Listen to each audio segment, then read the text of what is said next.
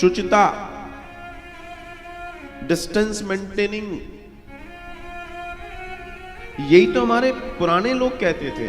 घर में घुसो तो हाथ पैर धो के घुसो, किचन में जाओ तो साफ सुथरे होके जाओ, नहाकर जाओ। आजकल तो किचन में नहाने की तो बात छोड़ दो, किचन निपटाने के बाद नहाती हैं श्रीमतियां जी। हाँ, अरे मेरे पास पूरी गुप्त सूचनाएं रहती हैं। ऐसी ऐसी महारानियां हैं जो सुबह किचन में घुसेंगी जब 2 बजे, हाँ अब हम नहाएंगे।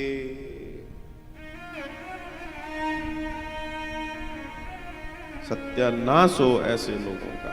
आप कहोगे कैसे बोलते हो आप? मैं कैसे बोलूं? तुम सत्यानाश अपने घर का कर रहे हो।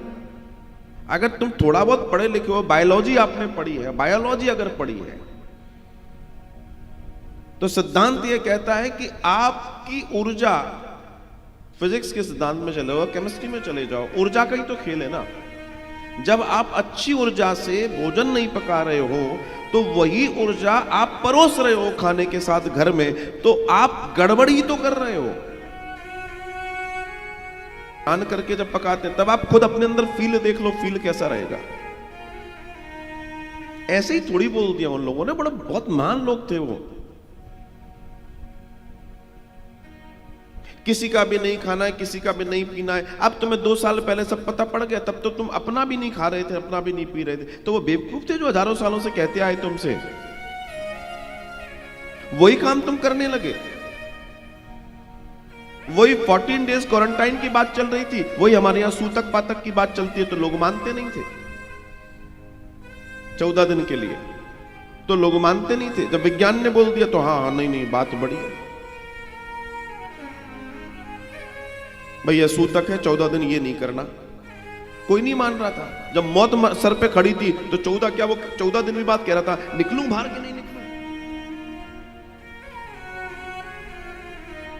कहने का तात्पर्य विज्ञान वही बात कह देता है तो तुम मान लेते हो। धर्म ने बहुत पहले बोल दी। अरे इनसे बड़ा विज्ञान है क्या? आज का विज्ञान कितना बड़ा विज्ञान है, सूक्ष्म है, सुई के नोक के बराबर है जितना हमारे पास था। लेकिन विचार वाली बात है, कोई समझ ही नहीं पाया।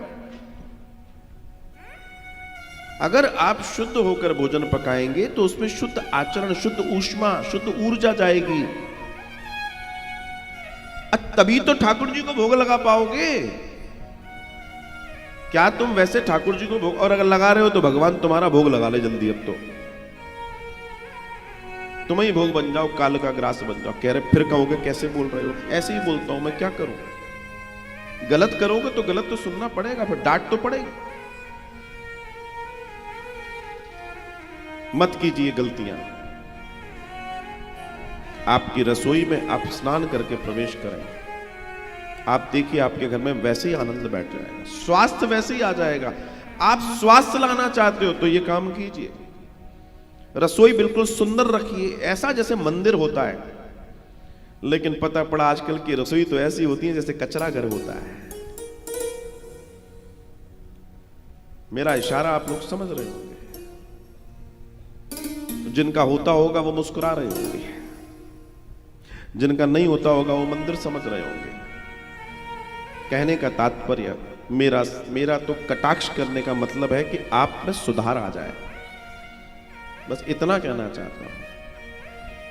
अब जो व्यवस्थाएं हैं कम से कम उन्हीं में हम अच्छे से रह लें तो बहुत आनंद है। यही दर्शन है, यही स्थिति समझना है।